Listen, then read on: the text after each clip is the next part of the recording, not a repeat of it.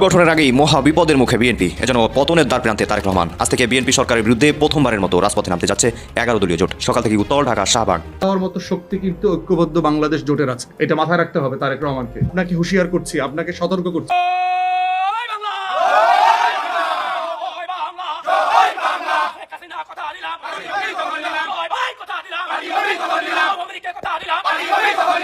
দুশোর বেশি আসন নিয়ে সরকার গঠন করতে যাচ্ছে বিএনপি।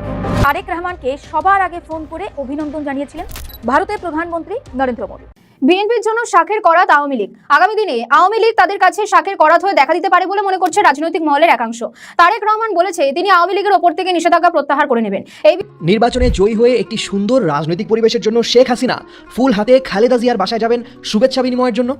বাংলাদেশের ইতিহাসে যা ছিল অলীক কল্পনা বা দুঃস্বপ্ন, আজ সেই দুর্লভ স্বপ্নই বাস্তবে রূপ দিলেন তারেক রহমান।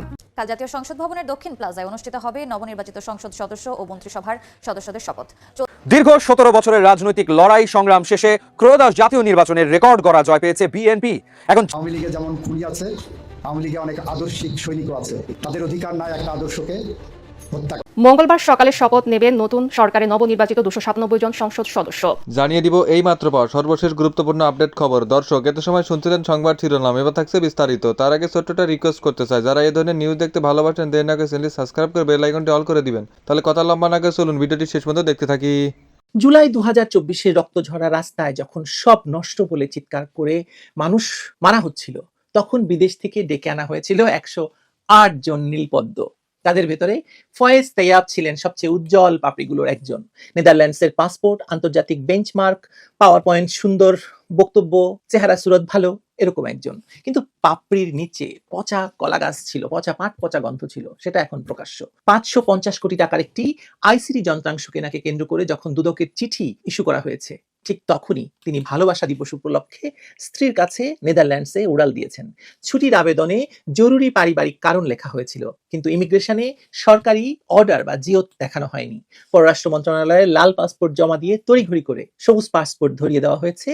এই হলো নীলপদ্মের সততার কাঠামো। প্রধান উপদেষ্টার বিশেষ সহকারী ডাক ও টেলিযোগাযোগ ও তথ্য প্রযুক্তি মন্ত্রণালয়ের দায়িত্বপ্রাপ্ত ফয়েজ আহমদ তাইয়াব রাজনৈতিক পরিবর্তনের সূচনার সময়ে হঠাৎ এবং নিঃশব্দে দেশ ত্যাগ করেছেন। তার বিদায় কোনো ঘোষণা, কোনো প্রতিশ্রুতি বা জবাবদিহিতার অঙ্গীকার ছাড়াই হয়েছে।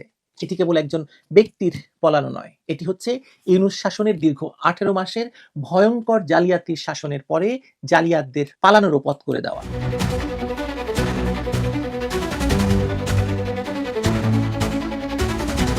ফয়েজ তাইয়াবের দেশ ত্যাগ একটি অত্যন্ত সময় সংবেদনশীল ঘটনা। তিনি প্রধান উপদেষ্টার বিশেষ সহকারী হিসাবে প্রতিমন্ত্রীর মর্যাদা ভোগ করতেন এবং টেলিকম, ডিজিটাল ইনফ্রাস্ট্রাকচার ও ডাক খাতে বিপুল ক্ষমতা এবং নীতিগত নিয়ন্ত্রণ করতেন, যার মধ্যে 550 কোটি টাকার আইসিটি অবকাঠামো প্রকল্প সহ একাধিক বড় আকারের চুক্তি অনুমোদনের ও বাস্তবায়নের দায়িত্ব ছিল। এমন সময়ে তার হঠাৎ বিদায় না নিয়ে দেশ ছাড়া, যার জন্য তিনি নেদারল্যান্ডসের পাসপোর্ট ব্যবহার করেছেন এবং ইমিগ্রেশন কর্তৃপক্ষের সাথে অনিয়মিত ব্যবহারের অভিযোগও তার বিরুদ্ধে রয়েছে। এটা শুধু আইনগত নয়, নৈতিকভাবেও অগ্রাহ্য করা যাবে না।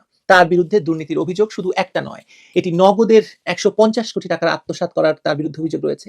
মোবাইল ফাইন্যান্সিয়াল সার্ভিসে ব্যাপক অনিয়ম হয়েছে বলে সেখান থেকে তার অর্থ তছরূপের অভিযোগ রয়েছে। প্রশাসক মোহাম্মদ এজাজের চুক্তি বাতিল এবং তার ব্যক্তিগত কর্মকর্তা আতিক মোর্শেদ এবং স্ত্রীর দুদক তলব পর্যন্ত বিস্তৃত হয়েছে। এসব ঘটনার মধ্যে একটি সামঞ্জস্যপূর্ণ নাম্বার রয়েছে: ক্ষমতা কেন্দ্রীভূত করা, নীতিগত সিদ্ধান্তের অন্ধকার প্রক্রিয়া এবং প্রশাসনিক জবাবদিহিতার সম্পূর্ণ অবহেলা তার বিরুদ্ধে রয়েছে। প্রতিমন্ত্রী পদমর্যাদা সম্পন্ন একজন উপদেষ্টার এভাবে পালিয়ে যাওয়া কেবল ব্যক্তিগত ব্যর্থতা নয়, এটি পুরো ইউনূস সরকারের বিশ্বাসযোগ্যতা ধরে টান দিয়েছে এবং এই বিশ্বাসযোগ্যতার প্রশ্ন শুরু থেকে তোলা হয়েছিল। বাংলাদেশের রাজনৈতিক আকাশে ঝড়ের মতো পরিবর্তনের হাওয়া বইছে এখন। ডক্টর মোহাম্মদ ইউনূসের নেতৃত্বাধীন অন্তর্বর্তীকালীন সরকারের উপদেষ্টা পরিষদের সদস্যরা যেন হঠাৎ করেই লোকচক্ষুর আড়ালে চলে যাচ্ছেন। ক্যামেরা দেখলেই তারা ভয় পালাচ্ছেন, কাউকে তো খুঁজে পাওয়া যাচ্ছে না। এমনকি নির্বাচনের দিন তারা কোথায় কোথায় কে ভোট দিয়েছেন সে খবরও আমরা জানতে পারিনি। কেউ সরাসরি বিদেশে পালিয়ে যাচ্ছেন না বলে দাবি করলেও খবর চাউর হয়েছে যে অনেকে লাল পাসপোর্ট জমা দিয়ে সবুজ পাসপোর্ট জোগাড় করে তড়িঘড়ি করে দেশ ত্যাগের প্রস্তুতি নিয়েছেন। এই পরিস্থিতিতে সবচেয়ে আলোচিত নাম হয়ে উঠেছে ফয়েজ আহমেদ তাইয়াবের, প্রধান উপদেষ্টার বিশেষ সহকারী এবং ডাক, টেলিযোগাযোগ এবং তথ্য প্রযুক্তি মন্ত্রণালয়ের দায়িত্বপ্রাপ্ত ব্যক্তি। তার দেশ ত্যাগের খবর এমন এক সময় এসেছে যখন তার বিরুদ্ধে 100 কোটি টাকার দুর্নীতির অভিযোগ উঠেছে। এটি শুধু একজন ব্যক্তির গল্প নয়, বরং সমগ্র অন্তর্বর্তীকালীন প্রশাসনের সততা এবং জবাবদিহিতার প্রশ্নকে সামনে নিয়ে এসেছে। তিনি নিজেকে দায়িত্ব পালনে অভিযুক্ত হয়ে দেশ ছাড়ছেন, তিনি কিভাবে অন্যদের সততার উপরে যেতে পারেন? এই প্রশ্নটি এখন জনমনে ঘুরপাক খাচ্ছে, কারণ তিনি ফেসবুকে স্ট্যাটাস দিয়ে বলছেন তিনি মানুষের কাপড় খুলে দেবেন। খুলুন না, আপনাকে তো কেউ নিষেধ করেনি, আপনি হুমকি দিচ্ছেন কেন? আসলে আপনার নিজের কাপড়ের ঠিক নেই, এই জন্য আপনি অন্যের কাপড় সামলাতে বলছেন। ফয়েজ আহমেদ তৈয়বের যাত্রা শুরু হয় 2024 সালের জুলাই মাসে, যখন এই ভয়ঙ্কর রাজনৈতিক অস্থিরতার মধ্যে তাকে বিদেশ থেকে এনে আইসিটি পলিসি অ্যাডভাইজার হিসেবে নিয়োগ দেওয়া হয়। পরবর্তীতে 2025 সালের মার্চ মাসে তাকে প্রতিমন্ত্রীর মর্যাদায় প্রধান উপদেষ্টার বিশেষ সহকারী করা হয়। অল্প সময়ের মধ্যেই তার হাতে কেন্দ্রীভূত হয় বড় অঙ্কের প্রকল্প অনুমোদন এবং নীতিগত সিদ্ধান্তের ক্ষমতা। কিন্তু এই ক্ষমতার সাথে অভিযোগের ঝড় উঠে, বিশেষ করে 550 কোটি টাকার কথা তো আগেই বললাম, একটি আইসিটি অবকাঠামোর উন্নয়ন প্রকল্পের অনিয়মের মাধ্যমে, এবং দুর্নীতির অভিযোগ উঠে নানা রকম দরপত্র প্রক্রিয়ায় অস্বচ্ছতা, নির্দিষ্ট প্রতিষ্ঠানকে সুবিধা দেওয়া, বিদেশ সফরে যাওয়া তাদের হয়ে এবং তাদের খরচে বিদেশে যাওয়া, দ্রুত আর্থিক অনুমোদনের বিষয়টি আলোচনায় আসে। তখন দুর্নীতি দমন কমিশন এখনো আনুষ্ঠানিকভাবে প্রমাণ না করলেও চলমান অনুসন্ধানের মধ্যে প্রকল্প বাস্তবায়নের তড়িঘড়ি করার চেষ্টা দেখা গেছে বলে চিঠি আদান প্রদান চলছে। এছাড়া মোবাইল ফিনান্সিয়াল সার্ভিস নগদের সাথে যুক্ত দুর্নীতির ঘটনার ব্যাপকভাবে আলোচনায় আসে। তখন নগদের নিয়োগ প্রক্রিয়ায় অনিয়ম এবং 150 কোটি টাকা আত্মসাতের অভিযোগ ওঠে তার বিরুদ্ধে, যেখানে তার ব্যক্তিগত কর্মকর্তা আতিক মোর্শেদ এবং তার স্ত্রীকে দুদকে তলব করা হয়। এসব ঘটনায় তৈয়বের ক্ষমতার অপব্যবহারের অভিযোগ রয়েছে, যা তিনি ফেসবুকে বকে দেওয়া বলে উল্লেখ করেছেন, কিন্তু এর পেছনে গভীরতর সমস্যাও লুকিয়ে আছে। এই অভিযোগের মধ্যেই হঠাৎ তার দেশ ত্যাগের খবর আসে।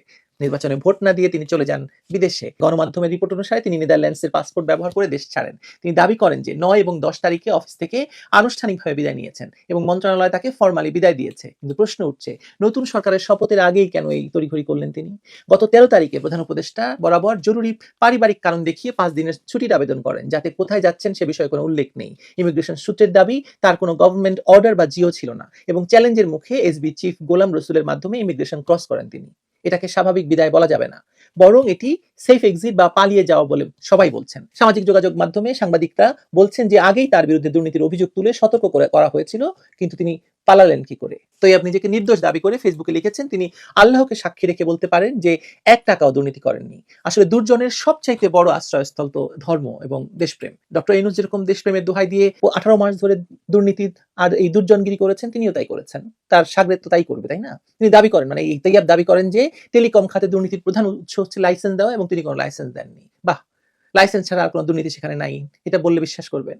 ভিওআইপি হয়নি, এবং ভিওআইপির সঙ্গে কারা কারা জড়িত, বিটিআরসির কারা কারা জড়িত সেটা সবাই জানে। তিনি তার সময় করা বিভিন্ন সংস্কারের তালিকা তুলে ধরেছেন, বিরাট বড় তালিকা। এই তালিকা নিয়ে কথা বলতে চাই না। তিনি বলেছেন তার বিরুদ্ধে যদি দুর্নীতির কথা বলা হয়, হিসাব করে কথা বলতে বলেছেন, এবং মুখ খুললে অনেকের প্যান খুলে যাবে।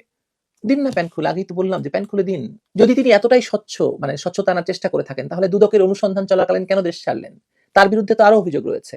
তার পছন্দের কোম্পানিগুলোকে টেলিযোগাযোগ খাতের কাজ দেওয়া, ডিবি দিয়ে সাংবাদিক এবং মোবাইল ব্যবসায়ীদের তুলে নিয়ে হয়রানি করা, এসব অপকর্মের জবাব না দিয়ে চুপিসারে পালিয়ে যাওয়া কি সততার পরিচয়? প্যান্ট তো আপনার খোলা ভাইয়া। এই ঘটনা অন্তর্বর্তীকালীন সরকারের উপদেষ্টাদের সততাকে তো এসি করে দিয়েছে। ইউনূসের ক্যাবিনেট সৎ এবং যোগ্য মানুষ বেছে নেওয়ার দাবি তো আছেই, কিন্তু দুর্নীতির কথা তো সবার বিরুদ্ধে আছে। নূরজাহান বেগমের এপিএস 300 কোটি টাকা মেরে চাকরি হারিয়েছে। আসিফ মাহমুদ সজীব ভুইয়ার এপিএস এর একই কেস। আমি আসিফ মাহমুদ সজীব ভুইয়াকে নিয়ে আলাদা একটি এপিসোড করব। আসিফের নিয়োগকৃত ঢাকা উত্তরের প্রশাসক মোহাম্মদ এজাজের চুক্তি এক্সটেনশন দেওয়া হয়নি, দুদক তার দেশ ত্যাগে নিষেধাজ্ঞা দিয়েছে। এসব ঘটনায় উপদেষ্টাদের স্বাক্ষরের মাধ্যমে হাজার হাজার কোটি টাকার দুর্নীতি ঘটেছে বলে প্রমাণ বেরোচ্ছে। তৈয়বের ক্ষেত্রে যেমন তার স্ত্রী প্রেমের যুক্তি দিয়ে দেশ ত্যাগ, যেখানে তিনি দেশের টানে ছুটে এসেছিলেন বলে দাবি করেছিলেন, এটি প্রশ্নবোধক। দেশপ্রেম না ক্ষুধা, এই বিতর্ক এখনো অমীমাংসিত। এমন নিয়ম করা উচিত ছিল যে এই সরকারের উপদেষ্টারা 60 দিনের মাধ্যমে সকল জবাবদিহিতা করে তারপরে দেশ ত্যাগ করবেন। 60 দিন আগে তারা দেশ ত্যাগ করতে পারবেন না। কিন্তু এই যে 108টি নীলপদ্ম সম্পর্কে জনমনের ইতিমধ্যেই যা ভয়াবহ অবস্থা হয়েছে, তাদের জনসম্মুখে আসা তো দূরের কথা, কেউ তারা আসলে এর পরবর্তী বহু বছর মানুষের সামনে আসতে পারবে না। রাজনৈতিক পরিবর্তনের এই মুহূর্তে, যেখানে দেশে ধ্বংসযজ্ঞ এবং ভয়াবহ পরিণতিগুলোর ভবিষ্যৎ নিয়ে মানুষ চিন্তা করছে, তখন এই ডক্টর ইউনূসের উপদেষ্টারা পালাচ্ছে। ডক্টর ইউনূসের এই উপদেষ্টাদের পালাতে দেওয়া যাবে না। আর পালালেও কোথায় পালাবে? পৃথিবীতে খুব ছোট। এরা বিদেশের রাস্তায় ঘাটে পথে মার খাবে। ডক্টর ইউনূস যখন বিদেশে আসছিল, আক্তার হোসেন থেকে শুরু করে সবাইকেই। প্রিয় দেশবাসী, আপনারা যেখান থেকে ভিডিওটি শুরু থেকে শেষটা আমাদের দেখছেন, আপনাদের সকলকে জানাই অসংখ্য ধন্যবাদ। যদি ভিডিওটি ভালো লেগে থাকে অবশ্যই সবার কাছে শেয়ার করে দিবেন। তাহলে সবাই সুস্থ থাকবেন, ভালো থাকবেন। পরবর্তী কোনো নিউজে দেখা হবে। আসসালামু আলাইকুম।